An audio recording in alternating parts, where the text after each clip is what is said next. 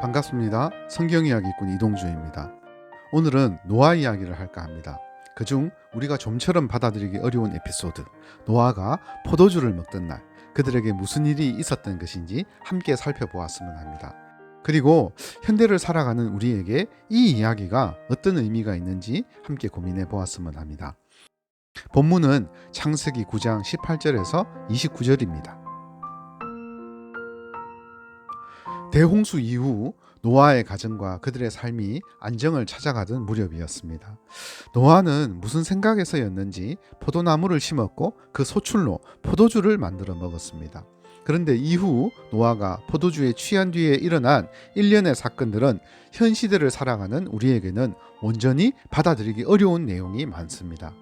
저는 아내와 성경 이야기를 자주 하는 편입니다. 특히 이런 본문을 만나면 이야기가 길어집니다. 아내는 노아를 강력하게 비판하는 쪽이고 저는 그 반대편에서 어떻게든 디펜스하려는 입장입니다. 제 아내는 의기양양합니다. 반면 저는 스스로 디펜스하면서도 참 궁색합니다. 아내는 주장합니다. 노아가 부당하다는 것입니다. 내용상 함은 그렇다 손 치더라도 노아는 왜 관계없는 손자 가나안에게까지 저주를 퍼부었냐는 것입니다. 술에 취해 추태를 부린 잘못은 본인이 하고 화풀이는 엉뚱한 손자에게 해댔으니 말입니다. 먼저 본 이야기를 자세히 살피기 전에 염두에 두어야 할 몇 가지 조건이 있습니다. 첫째, 지금 우리가 가진 가치관의 기준과 잣대로 그 시대를 평가해서는 안 됩니다. 둘째, 성경의 편파 중계를 인정해야 합니다. 셋째, 가족 간에 일어난 일에는 표현하기 어려운 그 무엇이 있음을 또한 인정해야 합니다. 다시 말해 가족 관계의 특수성을 이해해야 합니다. 여기에는 부연 설명이 조금 필요합니다. 가족 관계에서는 별것 아닌 것 같은 정말 사소한 일이 단초가 되어서 큰 사건으로 귀결될 수 있음을 인정해야 합니다. 즉 정상과 결과에만 집중해서 살피다 보면 비약된 결과를 받아들일 수 없게 되지만 근본 원인을 찾으려고 노력하다 보면 그 개연성이 보이기 시작합니다. 예를 들겠습니다. 어느 평범한 그리스도인 가정이 있었습니다. 하루는 온 가족이 즐겁게 재밌는 영화를 보고 또 집으로 이제 들어오던 중이었습니다. 그런데 집 앞 횡단보도 신호등 문제로 인사사고가 날 뻔했습니다. 그런데 다행히 사고가 나진 않았지만 이로 인해서 운전하던 아버지와 그 옆에 타고 있던 아들 사이에 언쟁이 생겼고 그것이 커져서 나중에는 물리적인 충돌까지 갔습니다. 이런 것을 어떻게 이해할 수가 있겠습니까? 여기에서는 신호등 이런 게 문제가 아닌 것입니다. 이 사건 이전에 다른 어떤 문제가 쌓여오고 있었던 것입니다. 이렇게 가족 간에는 그 관계의 특수성을 고려해야만 합니다. 이제 앞서 이야기한 세 가지에 대해서 하나씩 자세히 살펴보겠습니다. 첫째로, 지금의 가치관으로 그 시대를 살펴서는 안 됩니다. 아담과 하와가 선악과를 따먹고 난 뒤에 눈이 밝아진 후에 이들이 가장 먼저 한 행동을 기억했으면 합니다. 그들 스스로 벗었음을 부끄러워했습니다. 그리고 나뭇잎으로 그 부끄러움을 가렸습니다. 심지어 우리 하나님께서도 그들을 에덴에서 내쫓으실 때 친히 짐승을 죽여서 가죽옷을 입혀서 그 부끄러움을 가리게 하셨습니다. 따라서 홍수 이전에 초대 인류 공동체 사람들에게는 벌거벗음에 대한 트라우마가 있었다는 판단입니다. 그리고 우리는 가장의 지위와 권위가 아주 중요시 되었던 고대 사회를 인정해야 합니다. 이런 배경을 가지고 좀 다소 낮아진 마음으로 다시 이 사건을 바라보면 둘째 아들 함의 행동에 이상한 점이 보이기 시작합니다. 상식적으로 보더라도 아버지의 벗은 몸을 가장 먼저 확인한 후 스스로 해결하지 않고 형제들에게 알린 함의 행동에 충분히 물음표를 던질 수 있습니다. 이게 형제들에게 알릴 그런 대단한 일이었을까요? 그냥 이불이나 옷을 찾아서 조용히 덮어드리고 나왔을 그런 사소한 일이었습니다. 그런데 함은 왜 그랬을까요? 많이 양보해서 너무 놀라서 얼떨결에 뛰쳐나왔고 마침 그 앞에 있는 형제들에게 알렸다 하더라도 보통의 경우라면 형인 샘과 둘째인 함 본인이 이불을 들고 들어가서 아버지의 벗은 몸을 덮었을 것입니다. 그러나 첫째인 샘과 셋째인 야벳이 아버지의 침실에 들어갔습니다. 이로 보아 둘째 함은 의도적으로 그러지 않았습니다. 따라서 지금 함은 아버지의 행동을 비난하고 있으며 나아가 비아냥거리고 있는 것이 분명합니다. 둘째로, 본 이야기는 편파 중계 방송과 같습니다. 이게 무슨 말이냐? 지금 이 노아의 이야기를 처음으로 듣는 사람들은 모세와 함께한 출애굽의 이스라엘 백성들임을 기억해야 한다는 의미입니다. 지금 이들은 그 가나안 후손과 전쟁을 해야 하는 상황입니다. 바로 앞에 적으로 가나안을 두고 있습니다. 그리고 이들은 40년 전, 정확하게는 38년 전에 크게 패배한 실패를 경험치로 가지고 있는 상황입니다. 그리고 그 실패는 이들에게 어마어마한 손실을 입혔습니다. 당시 남자만 200만 명 정도 되었는데 그 40년 동안에 모세와 여호수아와 갈렙을 제외한 20세 이상의 어른들은 다 죽음으로 그 대가를 치루어야 했기 때문입니다. 그래서 성경은, 그리고 모세는 어린 이스라엘 광야 세대를 향해 마치 할아버지 할머니가 손주들에게 흥부와 놀부 이야기를 들려주듯이 편파 방송을 하고 있는 것입니다.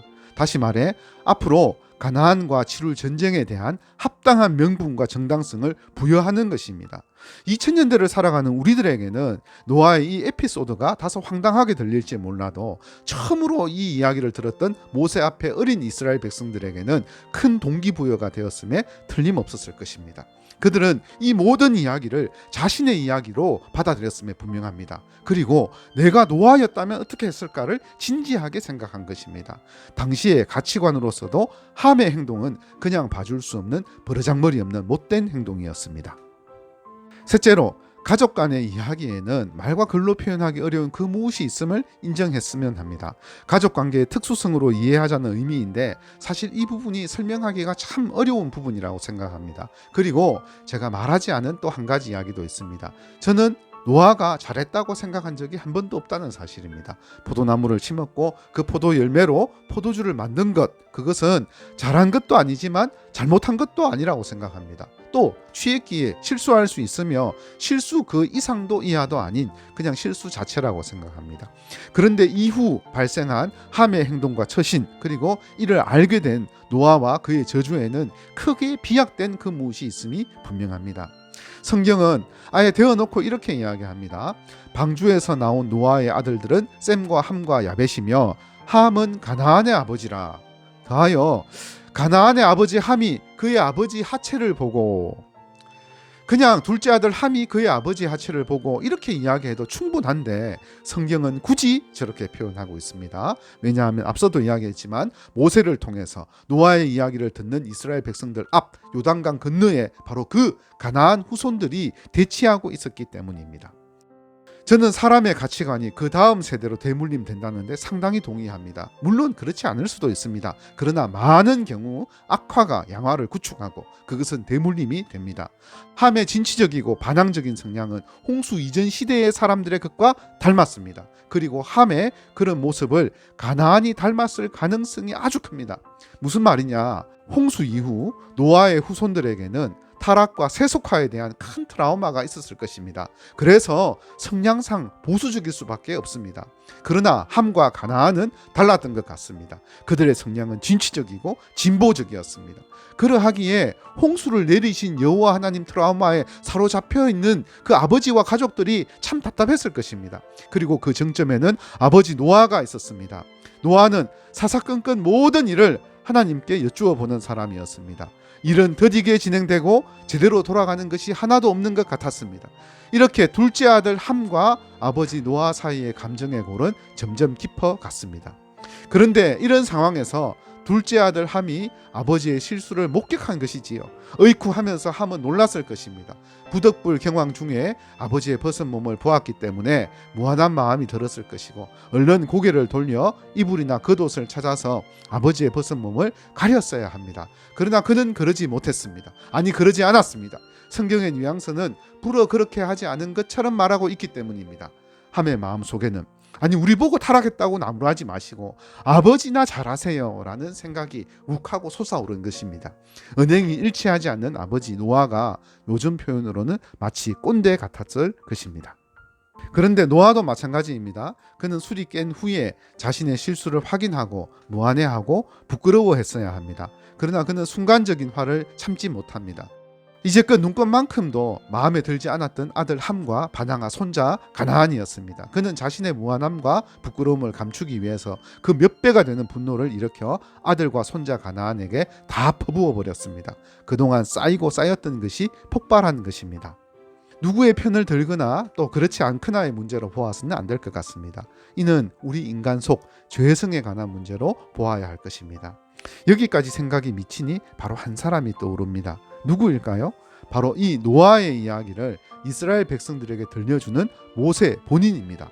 왜냐하면 모세도 노아와 똑같이 분노를 발했던 사람입니다. 어쩌면 더 정당한 이유로 분노를 발했습니다. 광야의 백성들이 또 물이 없다고 불평을 늘어놓자 화가 나서 지팡이로 반석을 2번이나 내리쳤던 것입니다. 그냥 여호와 하나님 말씀대로 반석에게 명령만 했으면 되었는데 말입니다. 그러나 하나님께서는 이를 용납하지 않으셨습니다. 모세의 행위가 하나님의 거룩을 나타내지 않았기 때문입니다. 그리고 이로 인해 그는 가나안 땅으로 들어가지 못합니다. 마찬가지가 아닐까 싶습니다. 성경에는 이 사건 이후에 노아의 행적을 기록하고 있지 않습니다. 그는 그저 350년을 더 살다가 950세에 죽었습니다. 문제는 이후 사람들이 번성하여 바벨탑 사건을 일으켰을 때에도 그는 여전히 살아 있었습니다. 그러나 그는 더 이상 바벨탑의 교만을 막지 못합니다. 가나안을 향한 노아의 저주와 관련해서는 이렇게 가족관계의 특수성으로 이해해야 그나마 받아들일 수 있을 듯합니다. 여전히 비약이 많아서 성경을 보수적으로 보시는 분들을 설득하지는 못할 듯합니다만 저는 적어도 이렇게 3가지로 나누어 이해했습니다. 무엇이든 시작할 때의 작은 차이가 나중에 큰 차이를 만들어냅니다. 죄의 문제는 누룩과 같습니다. 아주 작은 누룩을 간과해서는 안 될 것입니다. 그 작은 누룩이 부풀어 올라 수백 년이 지난 후에 이스라엘 백성들 앞에 거대한 가나안으로 나타났습니다. 나의 속사람 가운데 어떤 누룩이 자라고 있나 스스로 돌아보는 시간을 가졌으면 합니다. 감사합니다. 바이블 스토리텔러 이동주였습니다.